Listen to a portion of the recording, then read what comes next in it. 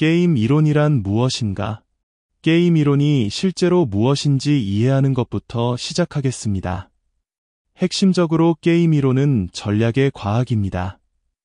결과가 자신의 선택뿐만 아니라 다른 사람들의 선택에도 달려있을 때 사람들이 어떻게 결정을 내리는지 이해하는 방법입니다. 개인, 기업, 심지어 국가 간의 실제 상호작용 뒤에 숨겨진 규칙에 관한 것이며 각 참가자는 다른 모든 사람에 대응하여 가장 현명한 움직임을 만들려고 합니다. 이런 상황을 상상해 보십시오. 당신은 사거리 정지선에 있습니다. 신호등도 없고 표지판도 없으며 4명의 운전자가 서로를 쳐다보며 각자 언제 출발할지 알아내려고 합니다. 누가 먼저 움직일까요? 누가 양보할까요? 당신의 선택은 진공 상태에서 이루어지지 않습니다. 다른 사람들이 무엇을 하는지 또는 그들이 무엇을 하려고 한다고 생각하는지에 달려 있습니다. 조용하고 긴장되고 불확실한 그 순간이 게임 이론이 분석하는데 도움이 되는 완벽한 예입니다. 이러한 상황을 이해하기 위해 게임 이론은 몇 가지 핵심 요소로 나눕니다. 참가자들, 즉 의사 결정자들이 있고 전략, 즉 각 참가자가 가진 선택지들이 있으며 보상, 즉 각 선택 조합의 결과가 있습니다. 게임 이론은 무엇이 도덕적으로 옳고 그른지 말하지 않습니다. 각 선택이 다른 선택과 상호작용할 때 무슨 일이 일어나는지를 보여줄 뿐입니다. 마치 체스판 위의 말들처럼, 하지만 그 말들이 스스로 생각하는 것입니다. 때로는 게임이 한 번 진행되고 때로는 반복됩니다. 어떤 게임은 협력을 유도하고 다른 게임은 경쟁을 이끌어냅니다. 하지만 모든 게임에서 패턴이 나타납니다. 허세, 주저함, 신뢰, 배신. 이것들은 단순한 결과가 아니라 정신적 움직임입니다. 그리고 게임 이론은 사고 과정 자체를 모델링하는 방법을 제공합니다. 간단히 말해서 게임을 하는 것에 관한 것이 아닙니다.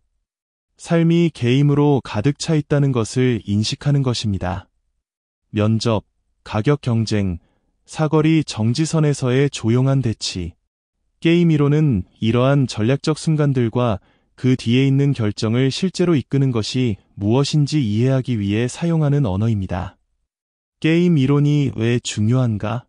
삶에서 대부분의 결정은 고립되어 이루어지지 않습니다.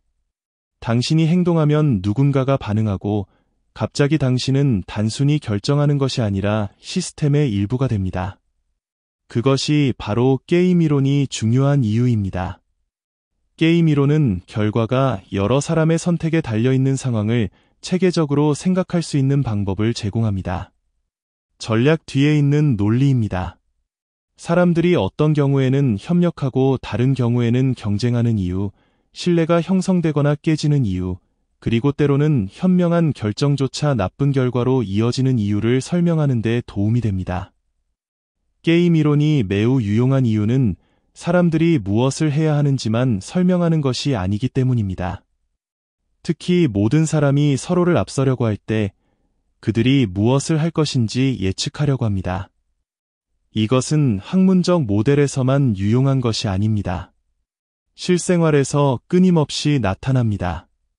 줄을 서는 것처럼 간단한 것을 예로 들어보겠습니다.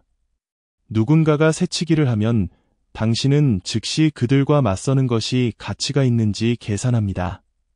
사회적 불편함, 논쟁의 가능성, 다른 사람들의 존재를 고려합니다. 깨닫지 못한 채 당신은 게임을 하고 있으며 다른 사람이 어떻게 반응할지 예상하여 결정을 내리고 있습니다. 이제 이 개념을 기업이 가격을 책정하는 것과 같은 더 큰 결정으로 확장해 보십시오. 한 회사가 가격을 낮추면 다른 회사들도 경쟁력을 유지하기 위해 따라갈 수 있습니다.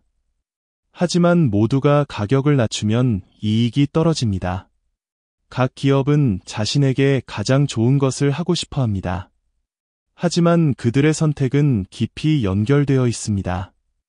게임 이론은 이러한 상호작용을 모델링하여 언제 단독으로 행동하는 것이 최선이고 언제 경쟁자들 사이에서도 협력이 더 합리적인지 밝혀냅니다. 같은 논리가 국제 관계에도 적용됩니다. 두 나라가 모두 무기를 비축하고 있다고 상상해 보십시오. 각각은 우리가 멈추면 그들은 계속할지도 모른다고 생각합니다. 그래서 평화가 양쪽 모두에게 이익이 될지라도 어느 쪽도 물러서지 않습니다. 그것은 전략적 딜레마입니다. 게임 이론은 이러한 고위험 결정을 이끄는 이험과 동기를 파악하는 데 도움이 됩니다. 하지만 긴장이나 경쟁에만 관한 것이 아닙니다. 게임 이론은 팀워크, 협상, 투표, 심지어 육아에도 빛을 비춥니다. 사람들이 어떻게 거래를 하고 동맹을 형성하며 언제 타협하거나 확고히 서야 할지 결정하는지 설명하는 데 도움이 됩니다. 결과를 조작하는 것이 아닙니다.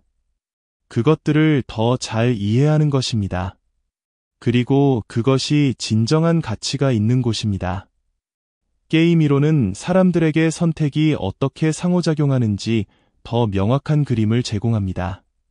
몇 단계 앞을 생각하고 다른 사람들이 어떻게 반응할지 예상하며 그 반응이 당신 자신의 최선의 행동을 어떻게 바꾸는지 생각하도록 장려합니다. 무엇이 옳고 그른지에 관한 것만이 아닙니다. 다른 사람들도 계획을 가진 세상에서 전략적이 되는 것입니다. 게임 이론은 답 이상을 제공합니다. 갈등, 협력 또는 불확실성의 순간에 명확성을 제공합니다. 결정이 어떻게 전개되는지, 그리고 의 결과가 종종 개인의 논리 이상에 달려있는지 이해하는 렌즈를 제공합니다. 공유된 결정을 조금 더 통찰력 있게 탐색하고자 하는 사람에게 이것은 단순한 이론 이상입니다. 알 가치가 있는 도구입니다. 게임 이론은 어디서 시작되었는가? 게임 이론의 개념은 비디오 게임이나 보드게임에서 시작되지 않았습니다. 수학과 놀랍도록 실용적인 질문에서 시작되었습니다. 다른 사람들도 이기려고 할 때 사람들은 어떻게 결정을 내리는가? 게임 이론은 공식적으로 20세기 초의 형태를 갖추었지만 그 뿌리는 훨씬 더 거슬러 올라갑니다. 수세기 동안 사상가들은 군사 전술, 정치적 책략, 심지어 체스 등 다양한 형태로 전략을 탐구했습니다. 하지만 그것들은 대부분 비공식적이었습니다. 서로 다른 목표를 가진 여러 사람이 관련된 결정을 분석하는 명확한 수학적 방법이 없었습니다. 그것이 1944년에 바뀌었습니다. 그 해에 존 폰 노이만이라는 수학자와 오스카 모르겐슈테른이라는 경제학자가 게임과 경제행동 이론이라는 제목의 책을 출판했습니다. 그것은 전략적 의사결정을 과학으로 바꾸려는 최초의 진지한 시도였습니다. 그들은 사람들이 무엇을 할지 추측하는 데만 관심이 있는 것이 아니었습니다. 경쟁 상황에서 행동을 실제로 설명하고 예측할 수 있는 구조화된 논리 시스템인 모델을 구축하고 싶었습니다. 그들의 아이디어의 핵심에는 제로섬 게임이라는 것이 있었습니다. 그것은 포커나 체스 또는 전쟁처럼 한 사람의 이득이 정확히 다른 사람의 손실인 상황입니다. 폰 노이만은 이미 몇 년 전에 핵심 아이디어를 증명했습니다. 모든 2인 제로섬 게임에는 양쪽 플레이어가 상대방에게 제압당하지 않도록 전략을 선택할 수 있는 해법이 적어도 하나는 있다는 것입니다. 그 통찰력은 완전히 새로운 분야의 기초가 되었습니다. 하지만 게임 이론은 제로섬 게임에만 국한되지 않았습니다. 1950년대에 또 다른 수학자인 존 내시가 이를 확장했습니다. 그는 지금 넷이 균형으로 알려진 것을 소개했습니다. 이는 다른 플레이어가 동일하게 유지하는 한 어떤 플레이어도 전략을 변경하여 결과를 개선할 수 없는 게임의 지점입니다. 그것은 순수한 승자와 패자에서 사람들이 완벽하지 않더라도 안정적인 패턴으로 정착하는 보다 현실적인 전략의 그림으로 초점을 옮겼습니다. 이러한 아이디어가 발전하면서 게임 이론은 경제학, 정치학, 생물학으로 퍼져나갔습니다. 경제학자들은 기업 간 경쟁과 시장 역학을 이해하는 데 사용하기 시작했습니다. 정치학자들은 투표 시스템과 국제 협상에 적용했습니다.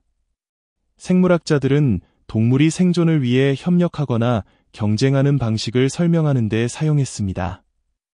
추상적인 수학으로 시작한 것이 현실 세계의 행동을 설명하는 강력한 방법으로 변모했습니다. 게임 이론을 획기적으로 만든 것은 단순히 수학만이 아니라 관점이었습니다. 전략적 행동을 분석하고 예측하며 심지어 최적화할 수 있다는 것을 보여주었습니다. 직관이나 경험으로만 설명되던 상황에 구조를 부여했습니다. 모든 사람이 자신의 이익을 위해 행동할 때에도 전체 결과는 여전히 우리가 이해할 수 있는 패턴을 따를 수 있다는 것을 보여주었습니다. 게임 이론의 개념은 경쟁을 이해하려는 시도에서 나왔습니다. 하지만 결국 의사결정 자체에 대한 언어를 제공하게 되었습니다. 개인, 조직 또는 국가가 원하는 것뿐만 아니라 다른 사람들이 원하는 것을 어떻게 예상하는지에 따라 상호작용하는 방식을 볼 수 있는 방법입니다. 게임 이론에서 가장 큰 혁신은 무엇이었나요? 게임 이론은 단순히 똑똑한 아이디어 위에 구축된 것이 아니라 의사결정에 대한 우리의 이해 방식을 바꾼 전략적 전환점 위에 세워졌습니다. 초기 선구자들이 토대를 마련했지만 가장 큰 돌파구는 전체 사고의 영역을 변화시킨 개념에서 나왔습니다. 그 중 하나가 넷이 균형이었습니다. 순수한 승자 패자를 넘어서 개인들이 아무도 단독 행동으로 이득을 얻을 수 없는 안정적인 전략에 정착하는 방식을 보여주었습니다. 이는 단순한 이론적 통찰이 아니라 현실에서 이해관계가 겹치거나 충돌하는 상황에서 인간 행동을 모델링할 수 있는 방법을 제공했습니다. 비즈니스 경쟁이나 사회적 협상에서 이상적이어서가 아니라 자기강화적이기 때문에 사람들이 특정 패턴에 갇힐 수 있음을 드러냈습니다. 또 다른 도약은 토마스 셀링이 깊이 탐구한 전략적 신호화 개념에서 나왔습니다. 그의 연구는 국가와 개인이 위협, 약속, 침묵 같은 미묘한 신호로 행동을 유도한다는 점을 보여줬습니다. 외교에서 이런 신호는 실제 행동만큼이나 강한 힘을 발휘합니다. 셀링의 통찰은 강압이 아니라 인식에 관한 것이었습니다. 직접적인 소통 없이 의도를 전달하는 능력이 협상과 위험에 대한 우리의 이해 방식을 변화시켰습니다. 이 분야는 반복 게임 연구를 통해서도 진전했습니다. 특히 로버트 엑셀로드의 연구가 중요했습니다. 그는 이기심에 지배되는 세상에서 협력이 살아남을 수 있는가? 라는 강력한 질문을 던졌습니다. 컴퓨터 시뮬레이션을 통해 맞받아치기처럼 단순하고 일관된 전략이 어떻게 신뢰를 키울 수 있는지 보여줬습니다. 협력은 강제될 필요 없이 상호작용이 일회성에 그치지 않을 때 자연스럽게 등장할 수 있었습니다. 이후 발전으로 게임 이론은 경제 정치를 넘어 생물학에도 적용되었습니다. 동물 행동에 어떤 종은 싸우고 어떤 종은 협력하는가를 설명하는 데 이론이 활용되었고, 행동과학에서는 인간이 종종 합리적 모델을 넘어서 공정성, 감정, 직관을 따른 이유를 밝히는 데 도움이 되었습니다. 이러한 확장은 단순한 보충 설명이 아니라 전략 외의 정의 자체를 새롭게 했습니다. 게임 이론의 대표적 돌파구들은 추상적 문제만 해결한 것이 아닙니다. 실제 삶의 상호작용을 이해할 수 있는 도구를 제공했습니다. 전략을 조작의 기술이 아닌 불확실성 속에서 사람들의 선택과 결과가 어떻게 연결되는지 설명하는 하나의 틀로 볼 수 있게 해주었습니다. 게임 이론에서 게임의 기본 요소는 무엇입니까? 게임 이론에서 어떤 게임이든 아무리 복잡하더라도 몇 가지 기본 요소로 이루어져 있습니다. 이 요소들을 이해하면 비즈니스 경쟁에서 일상 대화까지 모든 현실 결정의 구조를 파악할 수 있습니다. 첫 번째 요소는 참가자입니다. 참가자란 게임에서 선택을 하는 주체입니다. 개인일 수도 있고 회사나 정부 같은 조직일 수도 있습니다. 두 사람이 식사비를 어떻게 나눌지 결정하거나 다툰다면 두 명의 참가자가 있고, 기업이 경쟁사의 행동에 반응한다면 그 경쟁사들도 참가자에 포함됩니다. 참가자를 파악하는 것이 게임 이론 모델의 첫 단계입니다. 다음은 전략입니다. 전략이란 참가자가 선택할 수 있는 모든 행동의 집합입니다. 한 번의 움직임이 아니라 전체 계획을 의미합니다. 간단한 가위바위보 게임에서는 전략이 명확합니다. 가위, 바위, 보 중 하나를 선택할 수 있죠. 협상에서는 더 복잡할 수 있습니다. 양보, 협상 포기, 강경하게 버티기 등 다양한 선택이 있습니다. 중요한 점은 전략이 참가자가 가능한 모든 결정을 포함한다는 것입니다. 그리고 보상이 있습니다. 보상이란 모든 참가자가 선택한 전략의 조합에 따라 주어지는 각 참가자의 결과를 의미합니다. 즉, 결과입니다. 친구 사이 내기라면 보상은 $5를 따거나 잃는 것이 될 수 있습니다. 기업 간 가격 경쟁에서는 시장 점유율이나 이익률이 보상으로 나타날 수 있습니다. 보상은 숫자일 수도 있고 결과의 순위만큼만 표현될 수도 있습니다. 핵심은 각 참가자가 중요하게 여기는 것을 나타낸다는 점입니다. 그 다음은 규칙이라는 개념입니다. 게임 이론에서의 규칙은 항상 보드게임처럼 명확하게 정해져 있지는 않지만 참가자가 할 수 있는 것, 아는 것, 행동 가능 범위, 다른 플레이어와의 소통 가능 여부, 반복적 또는 단발적 게임 여부 등을 정의합니다. 어떤 게임은 동시에 움직이고 어떤 게임은 순차적으로 한 명이 움직인 뒤 다음 참가자가 반응합니다. 마지막으로 중요한 것이 정보입니다. 참가자가 결정을 내릴 때 무엇을 알고 있는가에 해당합니다. 어떤 게임에서는 모든 정보가 공개되어 있습니다. 체스처럼 완전 정보 게임. 반면 상대 전략이나 의도가 알려지지 않은 경우도 있습니다. 포커, 기업 협상 등 불완전 정보 게임. 이 요소들 참가자, 전략, 보상, 규칙, 정보를 합치면 게임의 전체 구조가 완성됩니다. 누가 참여하는지, 어떤 선택이 가능한지, 각자가 무엇을 원하는지, 게임이 어떻게 진행되는지, 무엇을 알고 있는지까지 알 수 있습니다. 이 부품만으로 게임 이론가들은 사소한 선택부터 글로벌 갈등까지 모든 것을 모델링할 수 있습니다. 여러 사람이 관련된 결정이 어떻게 전개되는지 본질을 심플하게 이해하는 방법입니다. 제로섬 게임과 비제로섬 게임의 차이점은 무엇인가? 많은 상황에서 한 사람의 승리가 다른 사람의 패배를 반드시 의미하지는 않지만 어떤 경우엔 그렇습니다.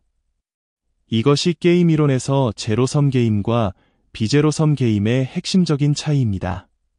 제로섬 게임에서는 얻고 잃는 양의 총합이 고정되어 있습니다. 한 참가자가 얻는 만큼 다른 참가자가 똑같이 잃게 되며 이득과 손실을 합치면 항상 0이 됩니다. 대표적인 예가 포커입니다. 한 사람이 $50를 따면 그 돈은 반드시 테이블에 있는 다른 사람들의 손실에서 온 것입니다. 이런 구조에서 성공은 반드시 누군가의 희생을 동반합니다. 일상에서는 스포츠 경기 같은 것도 예시입니다. 한 팀이 이기면 반드시 다른 팀이 집니다. 공동의 승리는 없으며 결과는 정확한 교환입니다. 점수나 보상, 승리는 새로 만들어지는 게 아니라 옮겨가는 것입니다. 이처럼 제로섬 게임은 구조적으로 매우 경쟁적입니다. 모두가 동시에 이익을 얻는 방법이 없습니다. 반면 비제로섬 게임은 다릅니다. 이런 경우 결과가 반드시 상쇄될 필요가 없습니다. 모든 참가자가 이익을 얻거나 모두가 손해를 볼 수도 있습니다. 전체 결과가 0보다 클 수도 플러스 섬 게임, 작을 수도 마이너스 섬 게임 있습니다. 훨씬 유연합니다. 예를 들어 두 회사가 치열하게 경쟁할지 아니면 공동 프로젝트에서 협력할지 결정한다고 생각해 보십시오. 경쟁하면 이익이 모두 감소할 수 있지만 자원을 나누거나 시장을 분할하여 협력하면 둘 다 단순 경쟁보다 더 좋은 결과를 얻을 수 있습니다. 더 쉬운 예로는 두 명의 룸메이트가 집안일을 어떻게 나눌지 결정하는 경우입니다. 둘 다 협력하면 적은 노력으로 집이 깔끔해집니다. 한 명이 게으르면 다른 한 명이 부담을 떠안아 불만이 커집니다. 둘 다 아무것도 하지 않으면 둘 다 더러운 환경에서 살게 됩니다. 이 경우 협력이 둘 모두에게 더 좋은 결과를 만듭니다. 이것이 비제로섬 상호작용입니다. 이 두 가지 게임 유형의 차이를 이해하면 사람들이 다양한 상황에서 어떻게 행동하는지 더 분명하게 알 수 있습니다. 제로섬 게임에서는 경쟁과 은폐가 조장됩니다. 누군가의 이익이 곧 내 손실이라면 전략을 감추거나 공격적으로 행동하며 정보를 공유하지 않으려 할 것입니다. 하지만 비제로섬 환경에서는 개방성과 협력이 참여자 모두에게 더 나은 결과를 가져올 수 있습니다. 이 구분은 사람들이 때로 의외의 선택을 하는 이유도 설명해 줍니다. 비제로섬 게임에서는 참가자들이 이타적이어서가 아니라 서로 돕는 것이 결국 자기에게도 이익이 되기 때문에 더 관대하게 행동하거나 신뢰를 쌓기도 합니다. 반면 제로섬 사고방식은 단기적으로 이길 수 있지만 협력이 불가능하거나 위험하게 느끼도록 만듭니다. 게임 이론은 이 틀을 이용해 비즈니스 거래, 환경 협약, 일상적 협상 등 현실의 결정을 분석합니다. 언제 경쟁이, 언제 협력이 합리적인지 설명하며 어떤 게임에 처해 있는지 인식함으로써 상황과 맞는 전략 선택이 가능하게 해줍니다. 본능만 따르는 것이 아니라 실제 상황에 맞춘 전략을 찾을 수 있습니다. 왜 넷이 균형이 중요한가? 여러 사람이 관련된 대부분의 상황에서는 결정이 진공 속에서 이루어지지 않습니다. 각자는 자신의 선택뿐만 아니라 다른 사람들이 무엇을 할지까지 고민합니다. 넷이 균형이 중요한 이유는 바로 이 아이디어를 실제로 적용 가능한 개념으로 바꾸었다는 점입니다. 존 내시는 전략을 생각하는 새로운 방식을 제시했습니다. 각 참가자가 다른 참가자들이 무엇을 할지 예상하며 자신에게 가장 유리한 전략을 선택했을 때 아무도 마음을 바꾸고 싶어하지 않는 상황이 무엇일까? 이렇게 질문했습니다. 이것이 넷이 균형입니다. 모든 참가자의 선택이 다른 사람의 선택에 대한 최적의 반응이며 누구도 혼자 다르게 행동해서 이득을 얻지 못합니다. 예를 들어 보겠습니다. 같은 거리에 두 커피숍이 경쟁하는 상황을 상상해 보세요. 각각은 높은 가격 또는 낮은 가격 중 하나를 선택해야 합니다. 둘 다 높은 가격을 책정하면 이익을 나눕니다. 한쪽이 가격을 낮추고 다른 쪽이 높게 유지하면 낮춘 쪽이 더 많은 고객을 얻습니다. 둘 다 낮게 설정하면 두 쪽 모두 이익이 감소합니다. 각 커피숍은 상대가 무엇을 할지 생각하며 선택을 해야 하고 넷이 균형은 둘 중 어떤 쪽도 상대의 행동을 감안할 때 자신의 결정을 바꿀 인센티브가 없는 가격 정책입니다. 이 개념이 강력한 이유는 협력, 신뢰, 심지어 의사소통이 없어도 작동하기 때문입니다. 각자가 자기 이익만 생각해도 넷이 균형은 성립합니다. 또 결과가 모두에게 가장 좋거나 이상적일 필요도 없습니다. 모든 사람이 자기에게 가장 좋은 선택을 하고 있다고 가정할 때 상황이 어떻게 안정적으로 정착되는지 보여줍니다. 넷시의 통찰은 게임 이론을 단순한 승패 구도에서 훨씬 다양한 상황으로 확장시켰습니다. 순수 경쟁, 협력, 그 중간 지점까지 모두 적용할 수 있습니다. 경제학자, 정치 분석가, 과학자들은 이를 바탕으로 현실적인 인간 행동에 더 가까운 모델을 만들 수 있게 되었습니다. 또한 넷시 균형은 게임 이론의 예측 가능성을 제공합니다. 여러 결과가 가능할 때 넷시 균형은 실제로 일어날 법한 결과를 좁혀줍니다. 시스템이 어디서 안착하고 전략이 어떻게 안정적이 되어 변화가 무의미해지는지를 알려줍니다. 비즈니스, 정치, 생물학, 그리고 일상에서도 넷시 균형은 사람들이 왜 항상 최고의 보상을 추구하지 않는지, 더 나은 결과가 있어도 동일한 패턴이 반복되는 이유를 설명합니다. 완벽함이 아니라 균형, 각자가 자기 이익만 생각해도 유지되는 균형입니다. 이것이 게임 이론에서 넷시 균형이 핵심 개념인 이유입니다. 왜 신뢰와 자기이익이 충돌하는가? 가장 좋은 결과는 사람들이 서로를 신뢰할 때만 가능한 경우가 많지만 개인적으로 가장 큰 보상은 그 신뢰를 깨는 데서 오기도 합니다. 바로 이 긴장이 많은 결정의 중심에 있으며 우리가 생각하는 것보다 훨씬 자주 나타납니다. 게임 이론에서는 개인들이 자신을 보호할 것인지 아니면 타인에게 기회를 걸 것인지 선택해야 하는 상황에서 이런 갈등이 표면화됩니다. 문제는 모두가 같은 결정을 앞두게 되면 의심이 퍼지기 시작한다는 점입니다. 함께 협력하면 모두가 이익을 볼 수 있지만 아무도 뒤처지는 입장이 되길 원하지 않습니다. 이 현상은 비즈니스, 정치, 일상 속에서 볼 수 있습니다.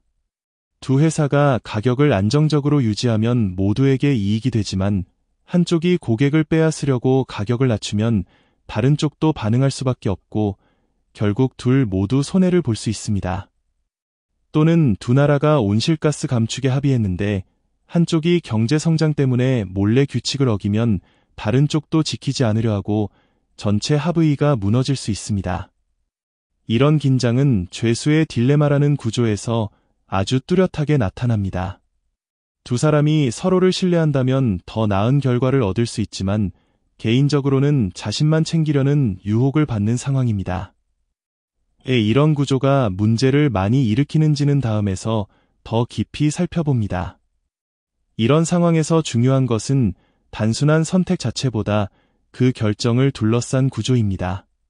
앞으로 또 마주치게 될지 또는 한 번뿐인 선택인지 신뢰를 강제할 수 있는 방법이 있는지 아니면 선의만 믿는지 등입니다. 이런 질문들이 사람들이 협력을 택할지 아니면 자기 이익을 우선할지 결정합니다. 게임 이론은 이런 구조를 더 명확히 볼 수 있도록 해주며 의도가 좋고 똑똑한 사람들조차 왜 모두 손해를 보는 선택을 할 수 있는지, 이런 패턴이 규칙이 바뀌지 않는 한 어떻게 반복될 수 있는지 설명합니다. 왜 죄수의 딜레마가 그렇게 중요한가요?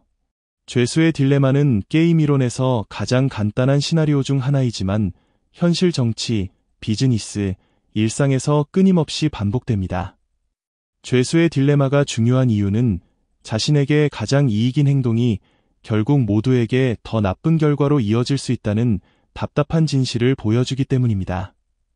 작동 방식은 이렇습니다. 두 명이 범죄로 체포되어 분리된 채로 같은 제안을 받습니다. 한 명이 자백하고 다른 한 명이 침묵하면 자백한 사람은 풀려나고 침묵한 사람은 무거운 형을 받습니다. 둘 다 자백하면 둘 다 중간 정도의 형을 받습니다. 둘 다 침묵하면 가벼운 형만 받습니다. 두 사람은 서로와 의사소통할 수 없습니다. 상대가 무엇을 할지 추측해야 합니다. 각자 생각하게 됩니다.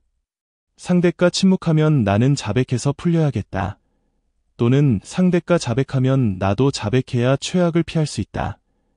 이런 논리로 인해 결국 두 사람 모두 자백하게 되고 둘 다 침묵했다면 얻을 수 있었던 더 나은 결과를 놓치게 됩니다. 자기 이익만 따르다 보면 오히려 둘 다 더 나쁜 처지에 놓이게 되는 것입니다. 이것이 딜레마입니다. 각자에게 논리적으로 최선인 선택, 자백, 이 실제로는 두 사람이 함께 신뢰했을 때보다 더 나쁜 결과로 이어집니다. 하지만 이 상황에서 신뢰는 안전하지 않습니다. 바로 이 점이 죄수의 딜레마 구조를 강력하게 만듭니다. 사람들이 조율할 수 없을 때 합리적인 선택이 비합리적인 결과를 만드는 원리를 보여줍니다. 이 구조는 단순한 이론이 아니라 다양한 현실에 나타납니다. 같은 시장을 노리는 두 회사가 있다고 상상해 보세요. 둘 다 공격적으로 광고를 하면 서로 효과를 상쇄시키고 돈을 낭비합니다. 둘 다 조용히 있으면 비용을 아낍니다. 하지만 둘 다 상대가 먼저 움직일까 두려워서 동시에 공세를 펼치면 결국 양측 모두 손해를 봅니다. 또는 여러 나라가 기후 협약을 체결하는 경우도 마찬가지입니다. 모든 나라가 배출량을 줄이면 모두가 더 깨끗한 환경을 누릴 수 있지만 다른 나라가 줄이면 나는 그대로 경제를 성장시켜도 혜택을 누릴 수 있다고 생각하는 나라가 많아지면 결국 협력이 무너지고 모두가 결국 큰 대가를 치르게 됩니다. 죄수의 딜레마는 신뢰가 확실치 않은 상황에서 협력이 얼마나 취약한지 보여줍니다. 더 나은 공동 결과가 명확히 보이더라도 버림받을까 두려우면 그 결과에 도달하지 못할 수 있습니다. 이는 일부 문제가 단순히 이기심 때문이 아니라 자기 보호가 상호 신뢰보다 더 보상받는 구조 때문이다라는 점을 드러냅니다. 게임 이론에서 죄수의 딜레마가 많이 연구되는 이유도 현실에서 그 논리가 자주 나타나기 때문입니다. 이 모델은 왜 경쟁이 심화되고 협약이 무너지고 똑똑한 사람도 최상의 결과에 도달하지 못할 수 있는지를 설명합니다. 겉으로 단순해 보이지만 인간 행동의 복잡한 대치를 이해하는 설계도를 제공합니다. 사슴 사냥과 닭 사냥에서 우리는 무엇을 배울 수 있을까?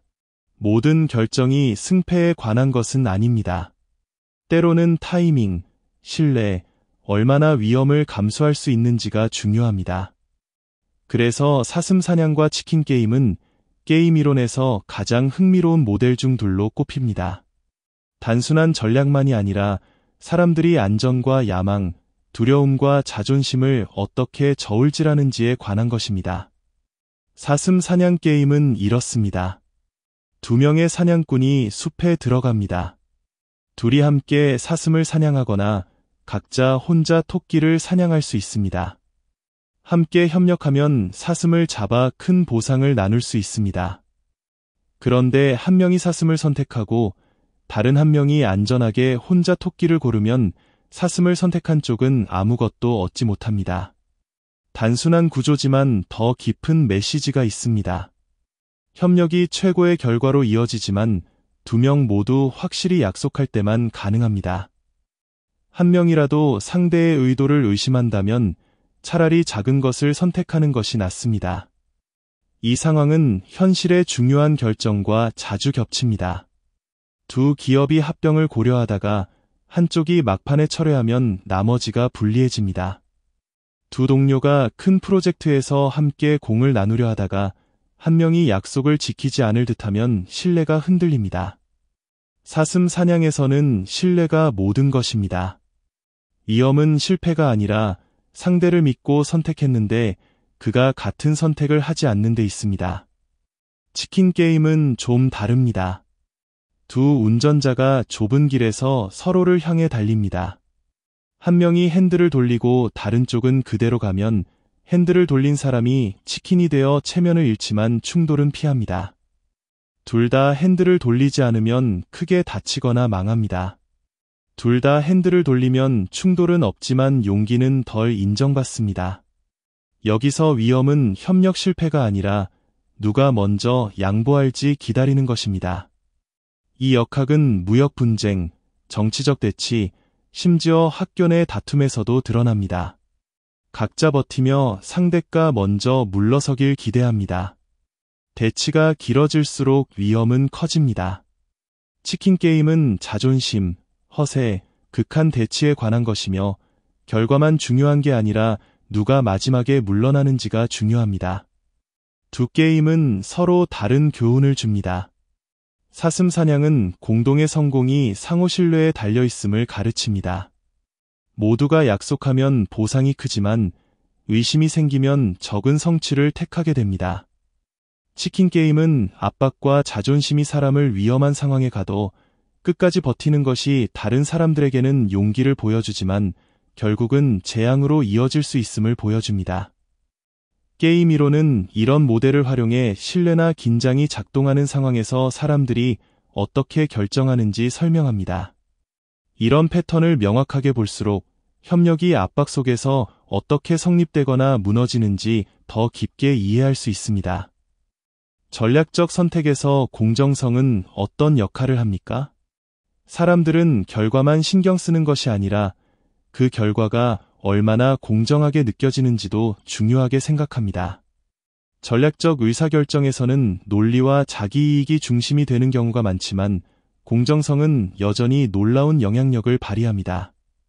게임 이론의 대부분 모델은 사람들이 자신의 이익을 극대화한다고 가정하지만 실제로는 사람들이 불공정하다고 생각되는 거래를 종종 거부합니다.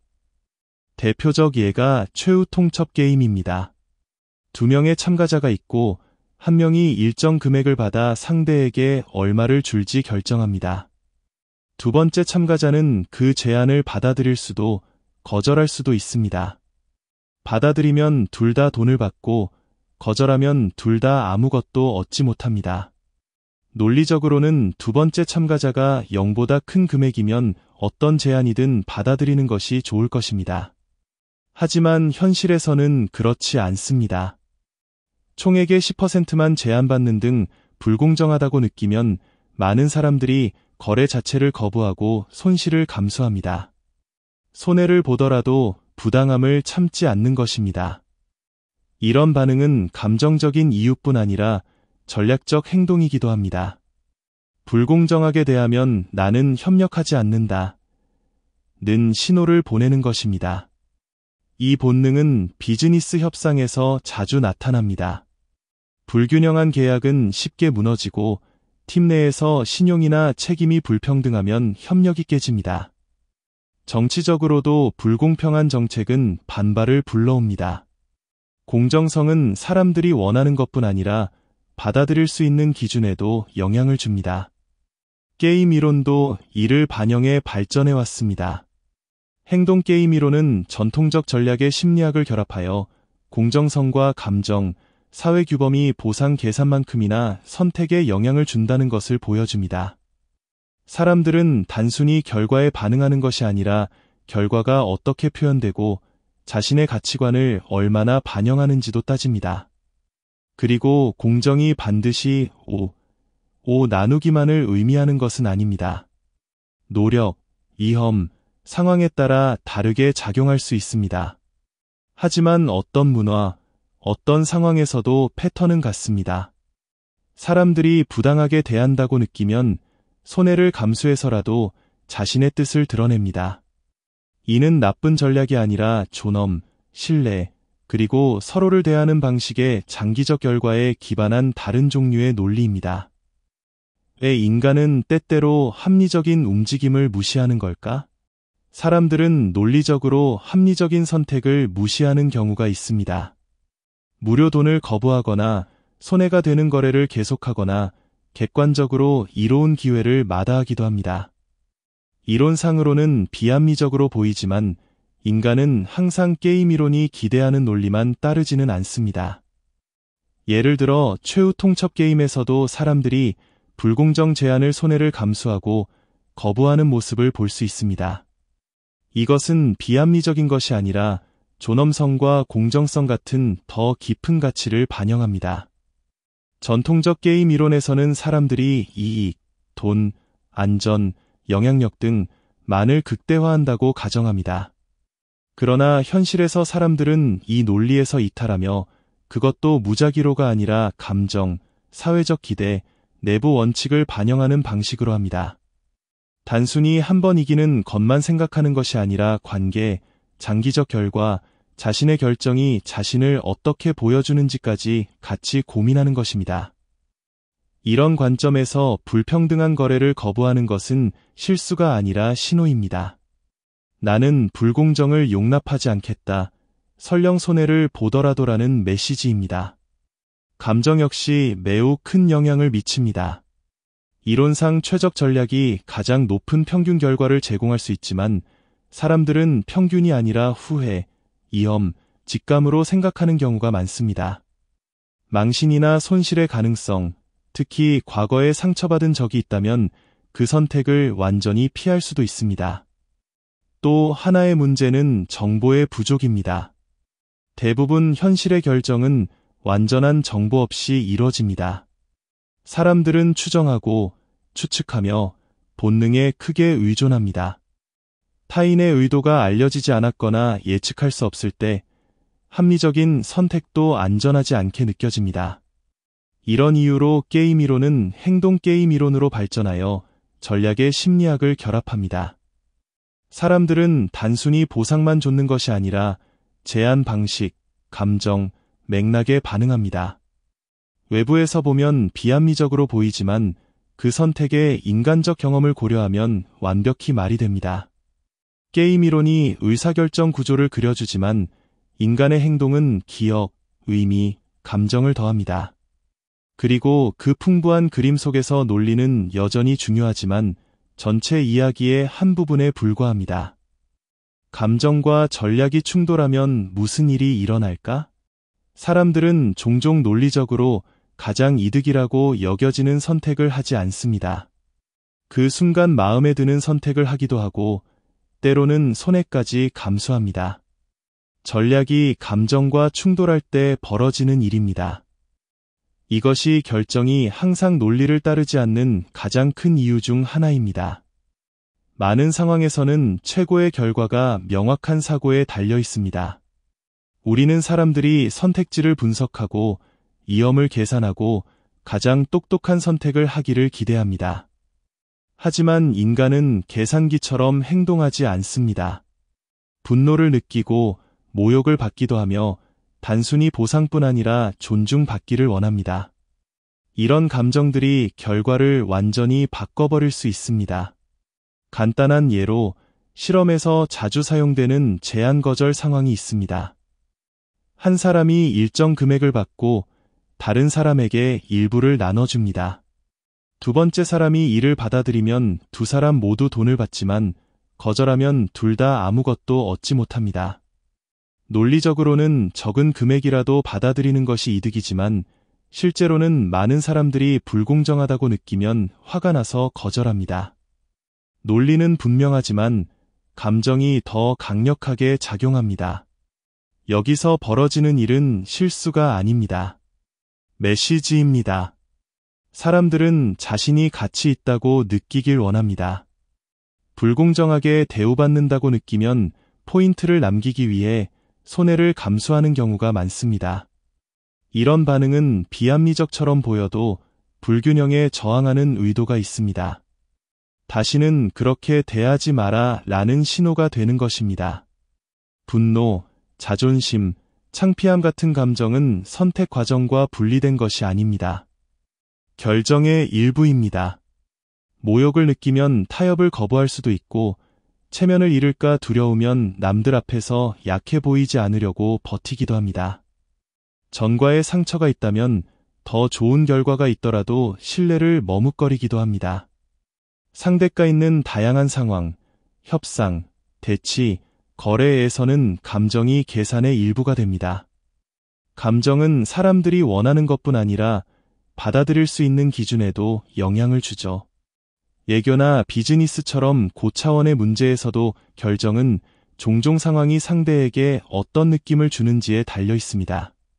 그래서 감정적 통찰력은 전략만큼 중요합니다. 상대가 진짜로 중요하게 생각하는 것, 존중, 공정성, 품위 등을 이해하는 것은 협력의 문을 열거나 긴장을 해소하는 열쇠가 될 수 있습니다. 또한 자신의 감정 반응을 인식하는 것은 순간의 분노가 장기적 손실로 이어지는 것을 막아줍니다. 감정과 전략이 충돌할 때 일은 복잡해지지만 훨씬 더 인간적이기도 합니다. 가장 약삭빠른 선택이 언제나 가장 큰 보상을 주는 것은 아닙니다. 때론 상대가 존중받고 이해받고 들었다고 느끼게 하는 선택이 더 중요할 수 있습니다. 그리고 이는 약함이 아니라 시스템 전체가 무너지지 않게 지탱해주는 요소입니다. 게임 이론은 일상생활에서 어떻게 활용될까요? 게임 이론은 일상 속에서도 곳곳에 나타납니다. 엘리베이터 문을 잡아줄지 그냥 닫히게 둘지 같은 작은 결정에도 생각보다 전략이 내포되어 있습니다. 사람들이 매일 내리는 많은 선택은 비즈니스 협상, 군사 대치, 고위험 협상에서 분석되는 것과 같은 논리로 형성되며 단지 더 작고 개인적인 규모에서 벌어질 뿐입니다. 예를 들어 도로에서 차선을 합류할 때를 생각해 봅시다. 앞서 나가려고 속도를 높일 수도 있고 속도를 줄여 다른 차량이 끼어들게 할 수도 있습니다. 당신의 선택은 단순히 본인의 의지뿐 아니라 다른 운전자가 어떻게 나올지에 따라 달라집니다. 상대가 속도를 올리면 당신은 물러설 수 있고 상대가 망설이면 당신이 기회를 잡기도 합니다. 이런 식의 상호 조절이 바로 자연스러운 전략적 사고입니다. 형식적이거나 계산적이지는 않지만 실제로 존재합니다. 관계에서도 같은 논리가 적용됩니다. 사과할 타이밍, 이야기할 때 나설 때와 그냥 넘어갈 때를 결정하는 것도 결국 상대의 반응 예측에 달려 있습니다. 너무 공격적이면 신뢰에 금이 가고 너무 소극적이면 불균형이 생깁니다. 사람들은 이런 역학을 경험하며 배우고 연결을 유지하기 위해 본능적으로 전략과 감정을 저울질합니다. 문자 메시지 습관에도 이 사고방식이 드러납니다. 언제 답장할지, 얼마나 기다릴지, 이중으로 메시지 보낼지 고민할 때도 상대가 어떻게 반응할지 예측이 작동합니다. 메시지에 답이 없으면 시도를 멈추고 빠른 답이 지속되면 더 적극적으로 나갈 수도 있습니다. 해석과 조정의 반복입니다. 직장에서는 협업이나 성과 인정에서도 전략이 작동합니다. 프로젝트를 주도할지, 다른 사람의 아이디어를 지원할지, 회의에서 나설지 조용히 있을지 모두 사회적 역학과 인센티브, 결과 공유 방식에 영향을 받습니다. 너무 나서도 너무 안 보여도 위험이 있기에 늘 반응을 고려하게 됩니다. 모든 행동에는 반작용이 있으며 그 인식이 행동을 조정하게 합니다. 쇼핑에서도 이런 전략적 행동이 흔합니다. 세일을 기다리거나 브랜드를 고르거나 한정 특가와 같은 부족함을 활용한 마케팅에 반응하는 것은 모두 타이밍, 가치, 타인의 행동에 대한 계산을 반영합니다. 소매업자도 이러한 소비자 반응을 유도하도록 판촉을 설계하죠. 온라인 행동 역시 이런 패턴을 보여줍니다. 게시물에 좋아요를 누르거나 댓글을 남기거나 논란이 되는 내용을 공유할 때도 누가 볼까? 어떻게 반응할까? 같은 빠른 내적 점검이 이루어집니다. 온라인 활동은 평판, 영향력, 그룹 역학에 영향을 주는 작은 전략들로 가득합니다. 이 모든 순간에 사람들은 항상 다른 사람이 무엇을 할지, 말할지, 기대할지 고려하여 자신의 행동을 조정합니다. 스스로 전략적이라고 여기지 않을 수 있지만 실제로 그렇게 사고하고 있습니다. 일상은 단순한 취향 이상의 것, 다른 사람과 공유된 공간 속에서 나의 선택이 어떻게 어울릴지에 따라 이루어집니다. 미묘하지만 반복되는 패턴은 우리 주변 어디에나 퍼져 있습니다. 기업들은 자신도 모르게 전략을 어떻게 활용하고 있을까? 기업들은 전략적 사고를 자주 활용합니다. 게임 이론을 따로 배운 적 없어도 그 원리를 그대로 적용하는 경우가 많습니다. 본질적으로 이러한 사고방식은 단순히 자신의 목표뿐 아니라 다른 기업들이 어떻게 반응할지를 고려하며 결정을 내리는 것입니다. 대부분의 기업은 진공 상태에서 움직이지 않습니다. 시장이라는 무대에서 모든 결정이 울림을 남깁니다. 가격, 광고, 신제품 출시 등 어떤 선택이든 다른 경쟁자들도 이기기 위해 행동하는 공간에서 이루어집니다. 예를 들어 가격 책정의 경우를 생각해보면 한 대형마트가 인기 상품의 가격을 갑자기 내리면 주변 경쟁사들도 가격을 맞춰야 한다는 압박을 느낄 수 있습니다. 그렇지 않으면 소비자가 매장을 옮길 수도 있습니다. 하지만 모두가 가격을 내리면 이익률이 전체적으로 감소하게 됩니다. 이것은 단순 반응이 아니라 서로 의식을 하며 이어진 전략적 선택의 연쇄입니다. 각 회사는 경쟁사들이 어떻게 나올지 예측하고 이에 맞춰 전략을 조정합니다. 제품 출시에서도 전략이 중요합니다. 두 IT 기업이 새로운 기능을 놓고 경쟁할 때 타이밍이 핵심입니다. 한쪽이 너무 빨리 내면 오류나 저조한 실적의 위험이 있고 너무 늦으면 시장 점유율을 잃습니다. 올바른 결정은 내부 준비뿐 아니라 경쟁사의 움직임도 고려해야 이루어집니다. 기업들은 신호를 읽으며 경쟁사에 맞춰 과감히 출시를 앞당기거나 일부러 기다리기도 합니다. 마케팅에서도 전략적 사고는 반드시 필요합니다. 한 브랜드가 감성 광고를 내놓으면 또 다른 브랜드는 유머나 실용성 같은 완전히 다른 분위기로 대응해 자신의 브랜드 이미지를 차별화하기도 합니다. 단순 창의력 문제가 아니라 경쟁자와의 관계 속에서 이치를 정하는 것입니다. 이런 결정은 본능, 상식처럼 보이지만 실제로는 더 깊은 논리, 경쟁자 예측, 대응, 경쟁판의 유리한 형성을 따르는 결과입니다. 이런 판단이 바로 전략적 상호작용의 기본입니다. 수식을 써서 분석하지 않아도 진짜입니다. 우리가 이렇게 하면 저쪽은 어떻게 나올까? 같은 생각이 늘 작동합니다. 때론 기업들이 의도치 않게 대치에 빠지기도 합니다. 예를 들어 두 대기업이 명절 시즌에 할인 경쟁을 피하면 겉보기엔 협력처럼 보이지만 실제로는 암묵적 조율입니다. 모두 가격을 내리면 밑바닥 경쟁이 일어날 수 있음을 알고 먼저 움직이길 거립니다. 결국 균형이 유지됩니다. 비즈니스에서는 모든 행동이 메시지를 보냅니다. 침묵조차도 전략적 신호입니다. 기업들은 시간이 지남에 따라 경쟁사들의 반응을 배웁니다. 공식적인 전략회의가 아니라 관찰, 조정, 반복을 통해 경쟁력을 유지합니다. 게임 이론이라고 부르든 아니든 전략적 사고는 실제로 늘 사용되고 있으며 뒤에서 기업의 다음 움직임을 조용히 이끌고 있습니다. 정치와 중요한 결정은 어떻게 전략을 따르는가? 정치와 고위험 결정은 외부에서 보면 복잡해 보이지만 많은 행동 뒤에는 게임 이론이 밝혀주는 논리가 작동합니다. 위험이 크고 결과가 불확실할수록 전략은 무엇보다 중요해집니다. 예를 들어 국제 외교를 생각해보면 국가들은 거의 항상 독자적으로 행동하지 않습니다. 제재를 가하거나 조약을 체결하거나 지원을 제공하는 결정은 단순히 자국 이익만 반영하는 것이 아닙니다. 상대국이 어떻게 반응할지를 예측하는 것이 함께 작동합니다.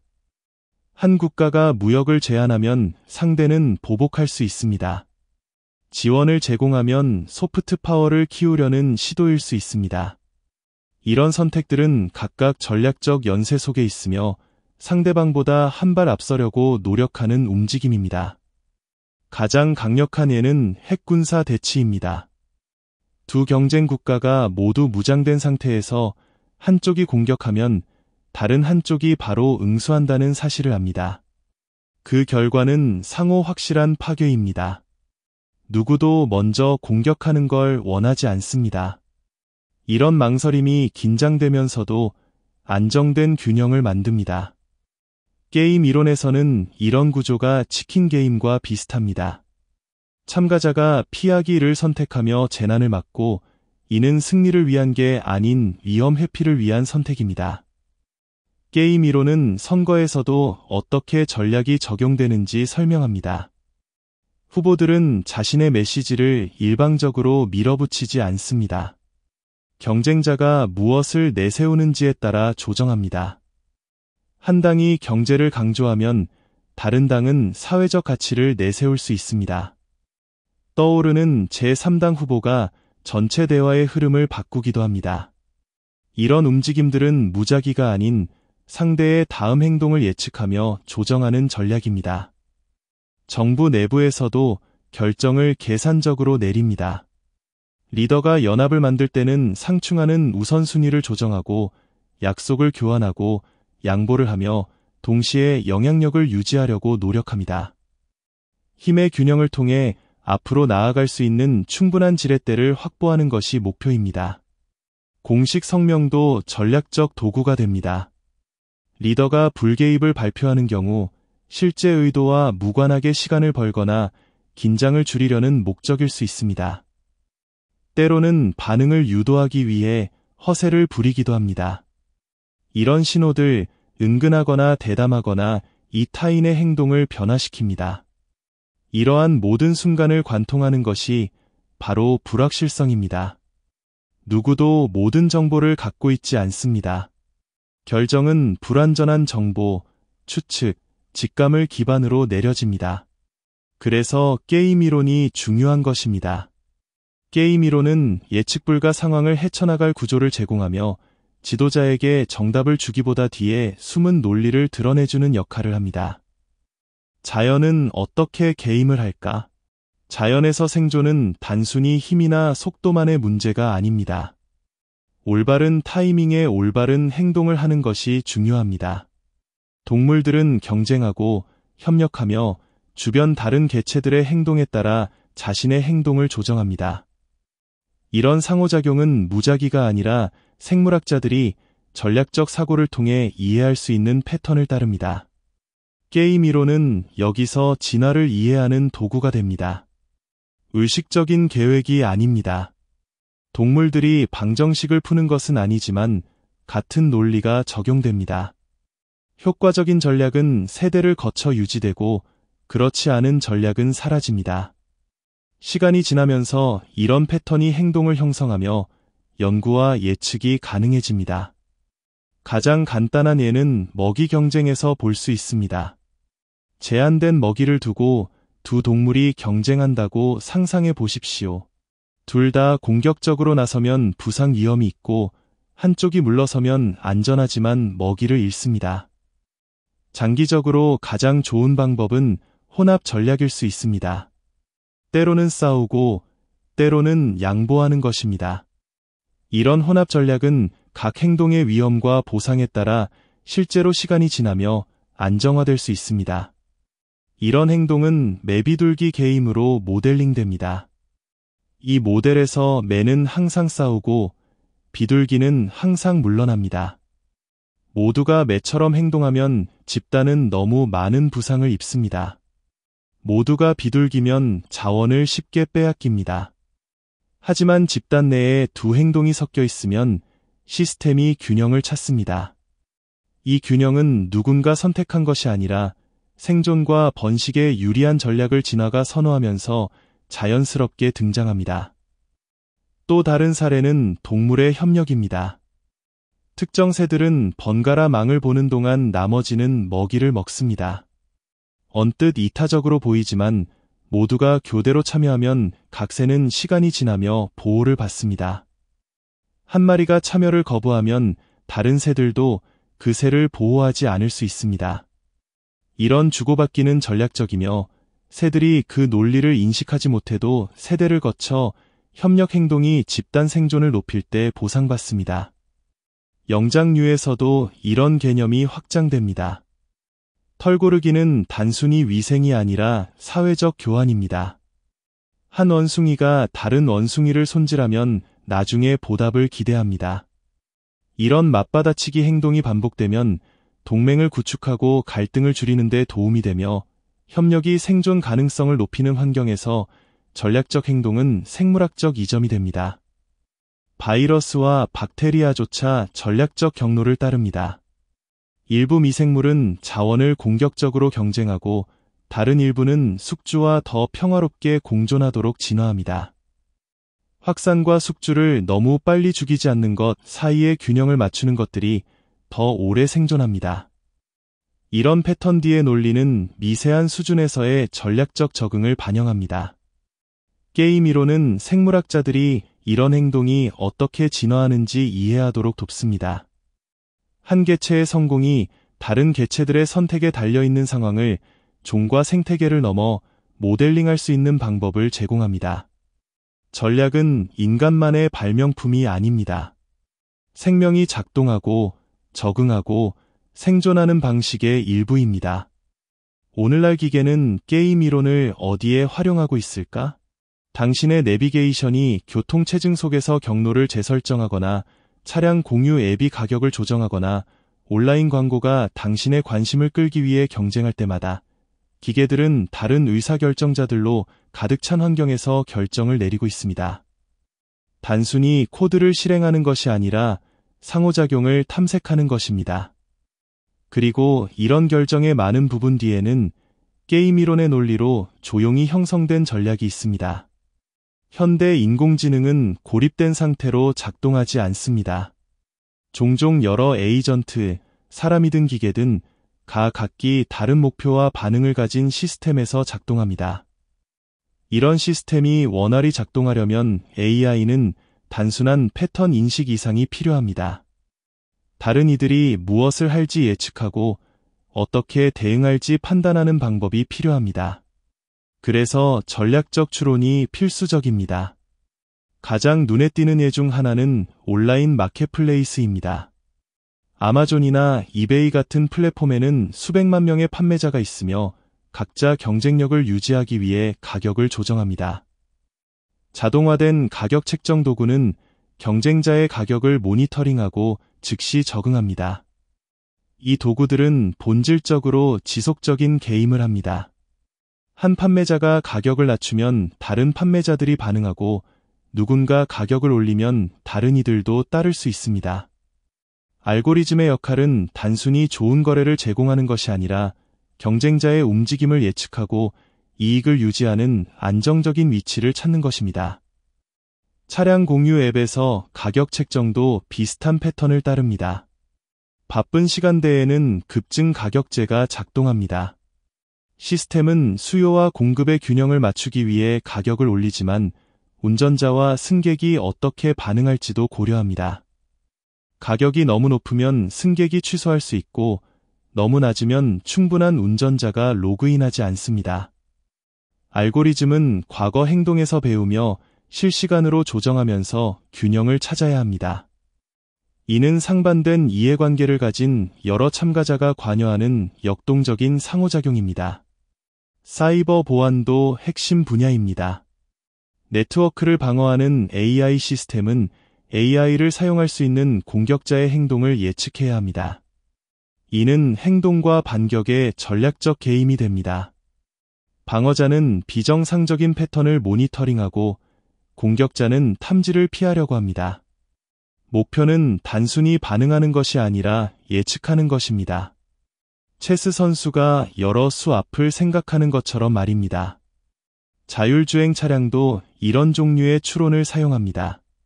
자율주행차가 사거리 정지선에 접근하거나 차선 합류를 탐색할 때 인간 운전자의 행동을 고려해야 합니다. 양보해야 할까요? 가속해야 할까요? 기다려야 할까요? 이것들은 고정된 답이 아닙니다. 그 순간 다른 사람들이 어떻게 행동할지에 대한 지속적으로 업데이트되는 예측을 기반으로 한 전략적 선택입니다. 기계 학습 연구에서도 에이전트는 반복적인 상호작용을 통해 훈련됩니다. 일부는 협력을 배우고 다른 일부는 경쟁을 배웁니다. 이런 시뮬레이션은 환경이 목표를 가진 다른 이들에 의해 형성될 때 어떻게 행동해야 하는지 가르쳐 더 적응력 있고 현실적인 AI 시스템을 구축하는 데 도움이 됩니다. 이는 금융, 물류, 멀티플레이어 게임처럼 AI가 다른 이들과 조율하거나 능가해야 하는 시뮬레이션에서 특히 중요합니다. 전략적 상호작용은 더 이상 사람에게만 국한되지 않습니다. 기계들은 복잡성을 처리하고 인센티브에 반응하며 모든 움직임이 결과에 영향을 미치는 상황을 탐색하는 법을 배우고 있습니다. AI가 일상생활에 더 통합됨에 따라 다중 참가자 환경을 통해 추론하는 능력은 단순히 도움이 되는 것을 넘어 필수적입니다. 게임 이론이 현실 세계에서 항상 정확하지 않은 이유는 무엇일까? 게임 이론은 완벽한 도구처럼 들립니다. 명확한 논리, 구조화된 모델, 전략적 상황에서 사람들이 어떻게 행동해야 하는지에 대한 예측을 제공합니다. 하지만 현실에서는 종종 부족합니다. 수학이 틀려서가 아니라 현실 세계가 모델이 가정하는 규칙을 항상 따르지 않기 때문입니다. 게임 이론의 핵심은 몇 가지 핵심 아이디어에 기반합니다. 사람들이 합리적이고 자신이 처한 상황을 이해하며 명확한 선호도를 갖고 있고 모든 관련 정보에 접근할 수 있다는 가정입니다. 이런 조건이 충족되면 예측은 강력할 수 있습니다. 하지만 대부분의 현실 시나리오에서는 이러한 가정 중 하나 이상이 무너집니다. 주요 한계 중 하나는 불완전한 정보입니다. 많은 일상적 결정에서 사람들은 다른 사람들이 무엇을 생각하고 계획하거나 할 수 있는지 단순히 알지 못합니다. 이론상으로 잘 작동하는 전략은 종종 상대방의 움직임이나 동기를 아는 것에 달려 있습니다. 하지만 추측이나 더 나쁘게는 잘못된 정보로 작업하는 경우 잘못된 판단을 내리기 쉽습니다. 예를 들어 협상에서는 완전한 투명성이 거의 없습니다. 사람들은 세부 사항을 숨기거나 허세를 부리거나 예기치 않게 입장을 바꿉니다. 그런 불확실성은 잘 설계된 전략조차 무너뜨릴 수 있습니다. 또 다른 문제는 비합리적 행동입니다.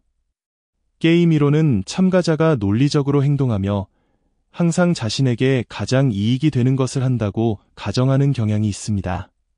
하지만 사람들은 항상 그 길을 따르지 않습니다. 분노, 두려움, 자존심 같은 감정이 계산을 무시할 수 있습니다. 누군가는 거래가 나빠서가 아니라 무례하게 느껴져서 거절할 수 있습니다. 또는 포인트를 증명하기 위해 위험한 입장을 취할 수도 있습니다. 이런 반응들은 항상 깔끔한 방정식에 맞지 않지만 강력한 방식으로 결과를 형성합니다. 또 다른 문제는 변화하는 인센티브입니다. 많은 현실 환경에서 게임의 규칙이 중간에 바뀝니다. 새로운 참가자가 들어오거나 판돈이 진화하거나 환경이 변합니다. 오늘 작동하는 전략이 내일 역효과를 낼 수 있습니다. 예를 들어 두 회사가 수년간 가격 전쟁을 피하다가 새로운 경쟁자가 등장하면 모든 것을 재고해야 합니다. 현실 상황의 유연성은 시간이 지남에 따라 정적 모델의 신뢰성을 떨어뜨립니다. 문화적 맥락도 중요할 수 있습니다. 무엇이 공정하고 공격적이거나 협력적인지에 대한 기준은 사회와 산업에 따라 다릅니다. 한 문화에서 효과적으로 보이는 전략이 다른 문화에서는 오해받거나 거부될 수 있습니다. 게임 이론은 종종 보편적 논리를 사용하지만 현실 세계의 결정은 특정한 인간 환경에 근거합니다. 그래서 연구자와 전략가들은 이제 더 유연한 버전의 게임 이론, 불확실성, 학습, 불완전한 행동을 포함하는 모델을 사용합니다. 이런 새로운 접근법은 인간 상호작용의 복잡한 부분을 포착하려고 합니다. 그럼에도 어떤 모델도 사람들이 하는 모든 것이나 그 이유를 완전히 설명할 수는 없습니다. 게임 이론은 여전히 유용한 렌즈입니다. 패턴을 강조하고 갈등을 예측하며 결정을 안내하는 데 도움이 됩니다. 하지만 현실 세계는 복잡하고 혼란스러우며 종종 감정적입니다. 전략이 항상 규칙을 따르지 않는 이유는 사람들도 그렇지 않기 때문입니다. 그리고 그것이 예측을 어렵게 만들지만 의사결정을 끝없이 흥미롭게 만드는 이유입니다. 게임을 통해 인간의 행동을 예측하는 데에는 어떤 한계가 있을까? 게임 기반 모델은 복잡한 결정을 단순화하도록 설계되었습니다. 상황을 참가자, 선택, 결과, 동기로 분해합니다. 올바른 구조로 이러한 모델은 사람들이 인센티브에 어떻게 반응하는지 패턴을 보여줄 수 있습니다. 하지만 이 논리가 얼마나 멀리 갈 수 있는지에는 한계가 있으며 특히 실제에 감정적이고 일관성 없는 인간의 삶에 적용할 때 더욱 그렇습니다. 주요 한계 중 하나는 가정된 일관성입니다. 이러한 모델은 종종 사람들이 유사한 상황에서 같은 방식으로 행동할 것으로 기대합니다. 하지만 실제로는 기분, 맥락, 과거 경험에 따라 행동이 바뀝니다. 누군가는 한 시나리오에서 협력을 선택했다가 다음에는 경쟁적으로 변할 수 있으며 설정이 종이 위에서는 동일해 보여도 그렇습니다. 개인의 역사, 문화적 배경, 심지어 그날 일찍 일어난 일이 예상치 못한 방향으로 결정을 기울일 수 있습니다. 또 다른 문제는 많은 모델이 완전한 정보에 의존한다는 것입니다.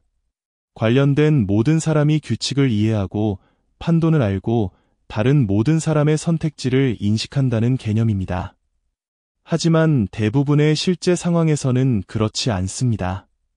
사람들은 부분적인 지식으로 작업하고 추측하거나 의도를 잘못 읽습니다. 비합리적으로 보이는 결정은 단순히 누락되거나 오해된 정보에 기반한 것일 수 있습니다. 역동적인 목표의 문제도 있습니다.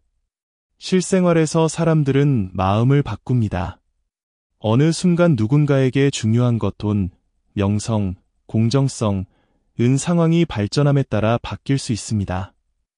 우선순위 자체가 끊임없이 움직일 때 행동을 예측하는 것은 더욱 어려워집니다. 급여를 협상하는 사람은 오늘은 명성을 중요하게 여기다가 내일은 유연성을 중요하게 여길 수 있습니다. 이렇게 변하는 가치는 장기적인 예측을 신뢰할 수 없게 만듭니다. 감정은 상황을 더욱 복잡하게 만듭니다. 게임 전략은 종종 논리적 계산을 가정하지만 결정은 두려움, 죄책감, 자존심, 흥분에 영향을 받습니다. 이는 예상 보상을 무시할 수 있는 요소들입니다. 어떤 사람은 그룹 토론에서 침묵할 수 있는데 전략적이어서가 아니라 불안하기 때문입니다. 누군가는 수익성 있는 제안을 거절할 수 있는데 무례하다고 느끼기 때문입니다.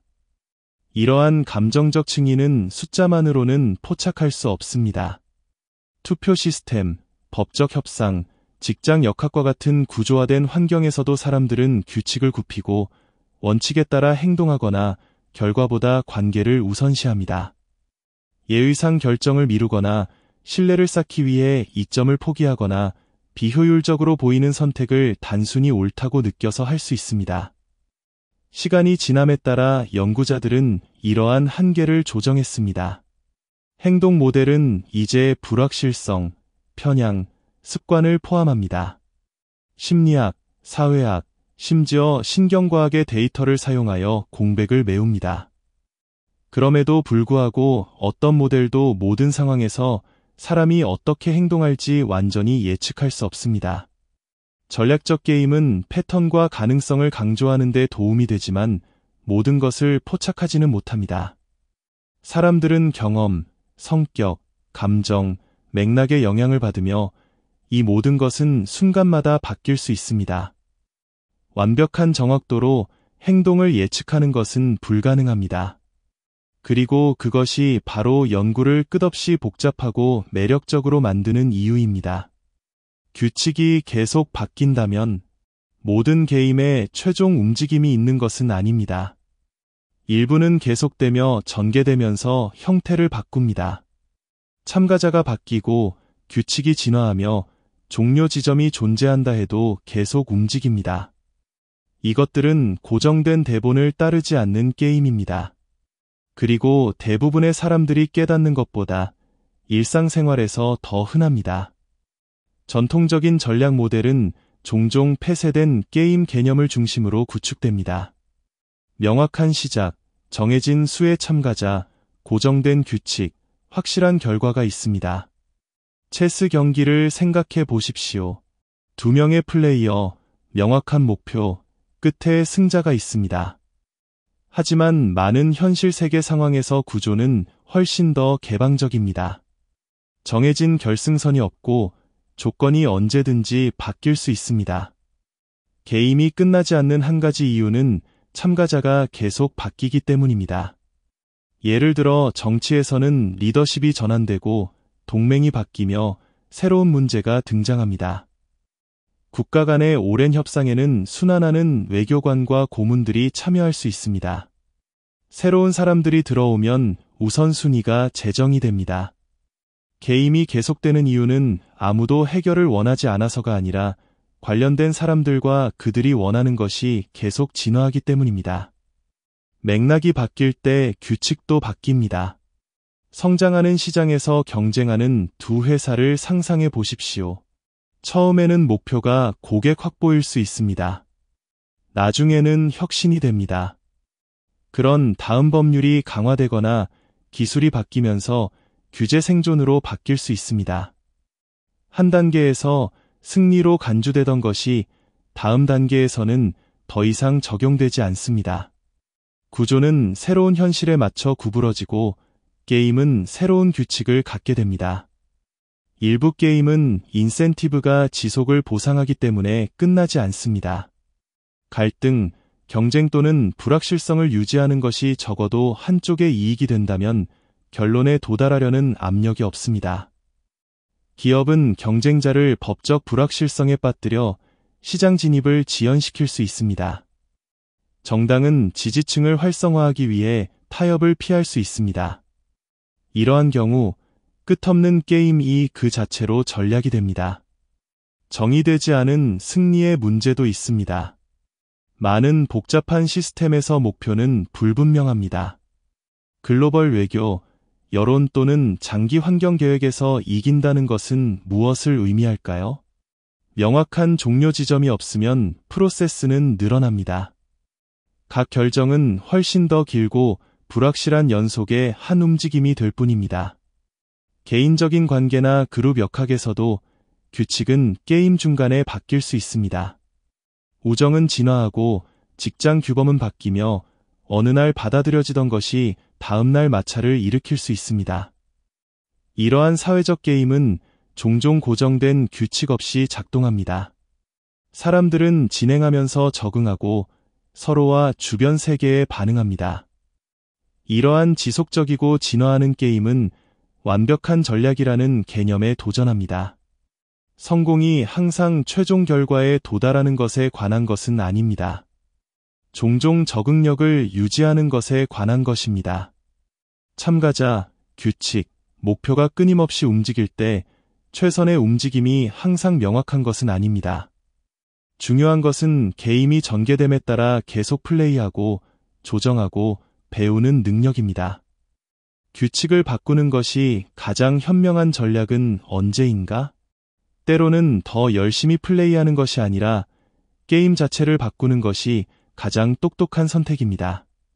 전략에는 기존 규칙을 따르는 것이 당신을 갇히게 만들고 진정한 진전은 그 규칙을 재정의하는 것에서만 나오는 순간들이 있습니다. 대부분의 전략은 게임의 조건이 고정되어 있다고 가정합니다. 참가자가 정해져 있고 목표가 명확하며 구조가 바뀌지 않을 것이라고 생각합니다. 하지만 실제로 많은 시스템은 보이는 것보다 훨씬 유연합니다. 공식적이든 비공식적이든 규칙은 종종 가정 위에 세워집니다.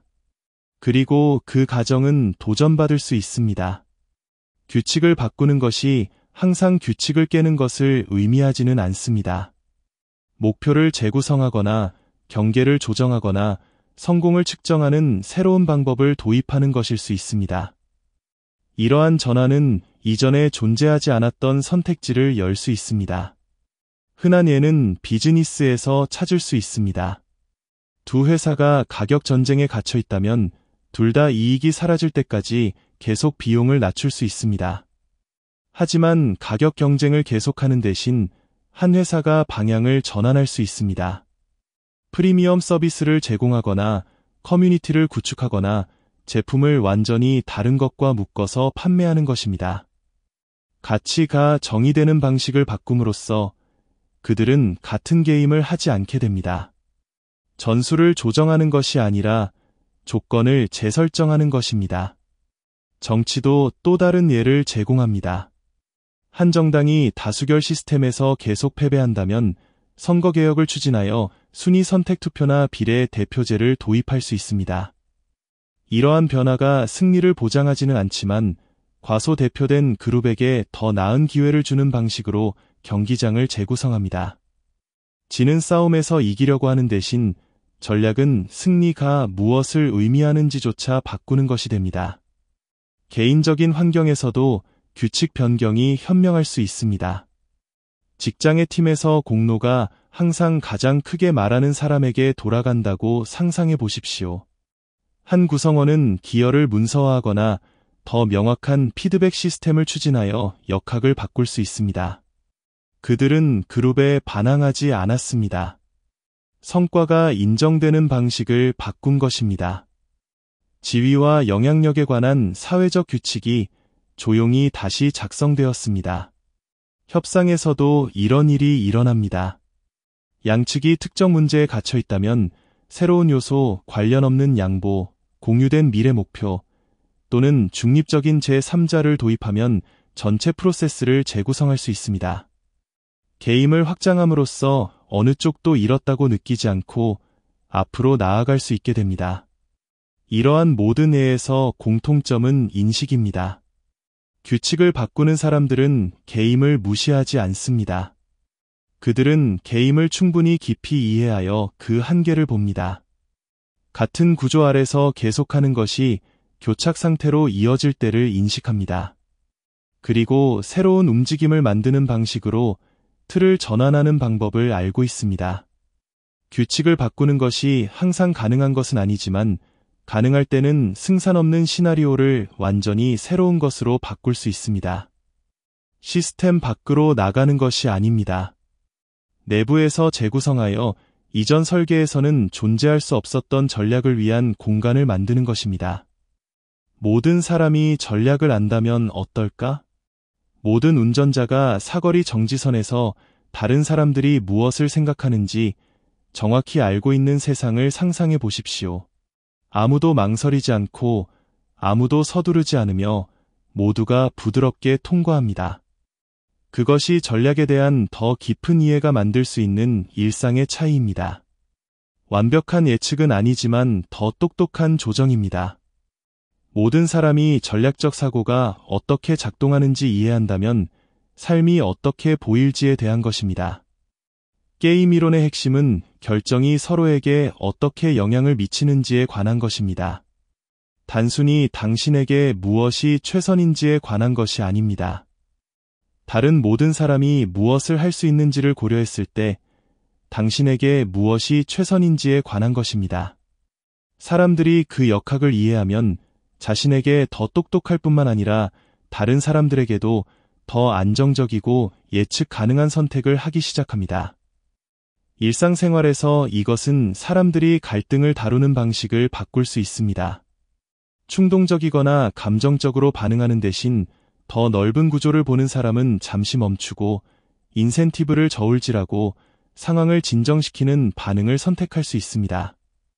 논쟁은 이기는 것보다 관련된 모든 사람에게 더 나은 결과를 얻는 방법을 예상하는 것에 관한 것이 됩니다. 협력 방식도 바뀔 수 있습니다. 모두가 신뢰의 위험과 보상을 이해한다면 팀워크는 덜 취약해질 수 있습니다. 상호 이익이 양측 모두의 참여에 달려있는 상황에서 사람들은 옳은 일이기 때문뿐만 아니라 장기적 이득의 논리를 볼 수 있기 때문에 약속을 지킬 가능성이 더 높아질 수 있습니다. 경쟁조차도 다르게 보일 것입니다.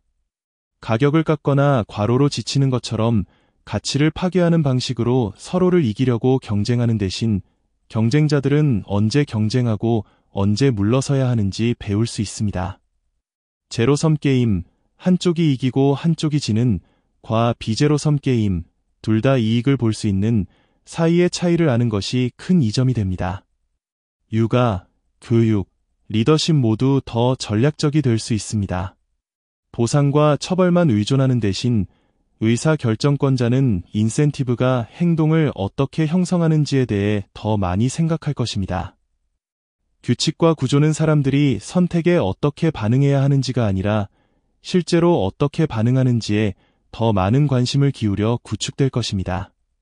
정부나 글로벌 협상과 같은 더 큰 시스템에서 전략에 대한 공유된 이해는 교착 상태의 일부를 줄일 수 있습니다.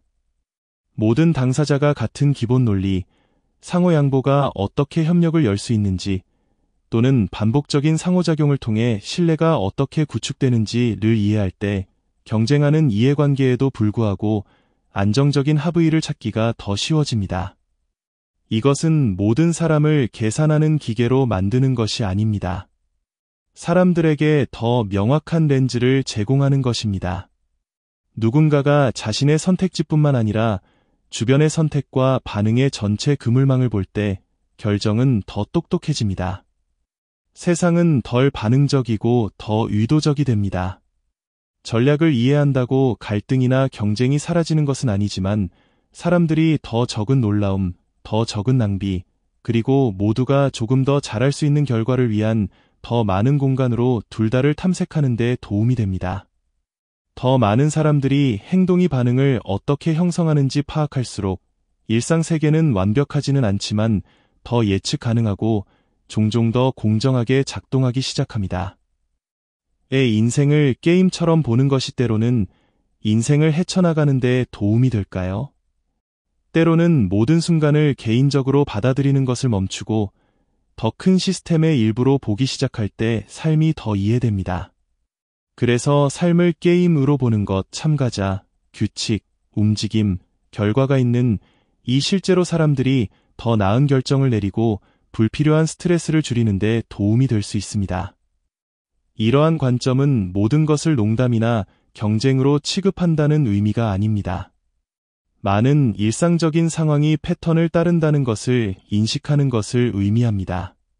사람들에게는 목표가 있습니다. 그들은 인센티브에 반응합니다. 다른 사람들이 무엇을 하는지에 따라 행동을 조정합니다. 게임에서처럼 아무도 크게 말하지 않더라도 전략이 작용하고 있습니다. 이렇게 생각하면 사회적 역학에서 혼란을 일부 제거하는 데 도움이 됩니다. 예를 들어 직장에서 사람들은 어렵거나 비협조적으로 보일 수 있습니다. 하지만 그들이 반응하는 인센티브, 경영진의 압박이나 승진을 놓칠까 봐 두려워하는 것을 보면 그들의 행동이 더 이해되기 시작합니다. 그들은 단지 고집이 센 것이 아닙니다. 특정 행동을 보상하는 구조 내에서 이기기 위해 플레이하고 있습니다. 관계에서도 같은 아이디어가 적용됩니다. 오해와 갈등은 종종 일치하지 않는 기대나 불명확한 규칙에서 비롯됩니다. 관계를 일종의 협력 게임으로 보면 양측 모두 게임이 작동하도록 유지해야 한다는 것을 깨닫는데 도움이 될 수 있습니다. 의사소통, 신뢰, 주고받기는 장기적 안정성으로 이어지는 전략이 됩니다. 아무도 점수를 세지 않지만 모두가 상호작용이 계속되기를 원합니다. 압박이 심한 순간조차도 이 렌즈로 보면 더 관리하기 쉬워질 수 있습니다. 프레젠테이션을 하거나 거래를 협상하거나 논쟁을 진정시키려고 할 때 위험에 처한 것이 당신만이 아니라는 것을 기억하는 것이 도움이 됩니다. 다른 사람들도 자신의 전략, 제약, 우려가 있습니다. 감정적으로 반응하는 대신 플레이어가 하듯이 한 걸음 물러나 상황을 평가하고 더 효과적으로 대응할 수 있습니다. 이렇게 생각하는 것의 한 가지 이점은 거리두기입니다. 차갑거나 무시하는 방식이 아니라 과잉 반응을 피할 만큼만입니다. 게임이 당신의 방식대로 진행되지 않으면 전략을 조정합니다. 우주가 당신에게 불리하다고 가정하지 않습니다. 그 사고방식은 좌절을 줄이고 통제할 수 있는 것에 에너지를 집중하는 데 도움이 될 수 있습니다. 이 관점은 또한 유연성을 장려합니다. 좋은 플레이어는 한 가지 접근 방식만 암기하지 않습니다.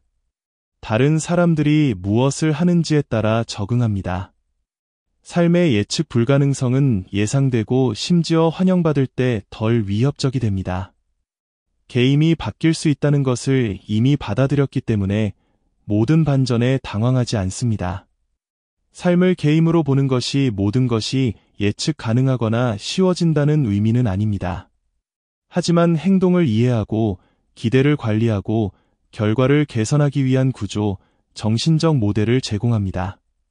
사람들이 한 걸음 물러나 주변의 패턴을 볼 때 그들은 종종 앞으로 나아갈 준비가 더 잘 되어 있습니다.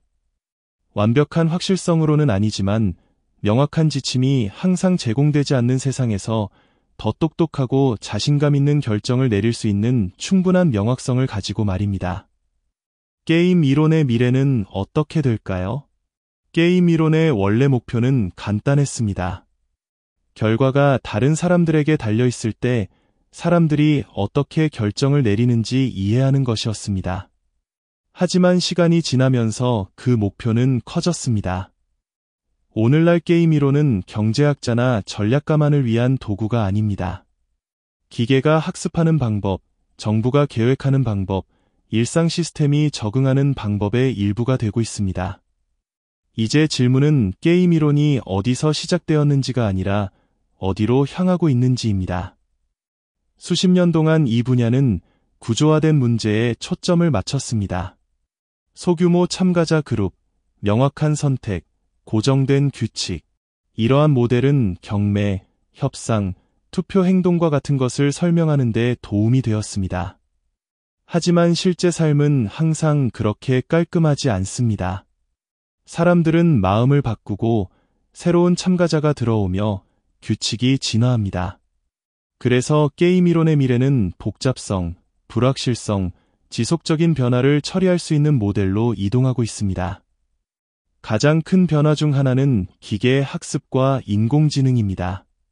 현대 AI 시스템은 단순히 지시를 따르지 않고 상호작용합니다.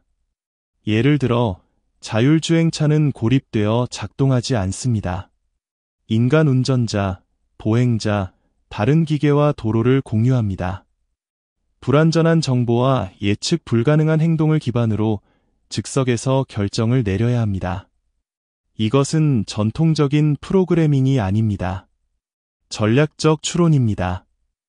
연구자들은 끊임없이 변화하는 환경에서 인간 의사결정자처럼 플레이하고 반응하는 방법을 배우는 적응형 전략을 사용하는 AI 시스템을 구축하고 있습니다.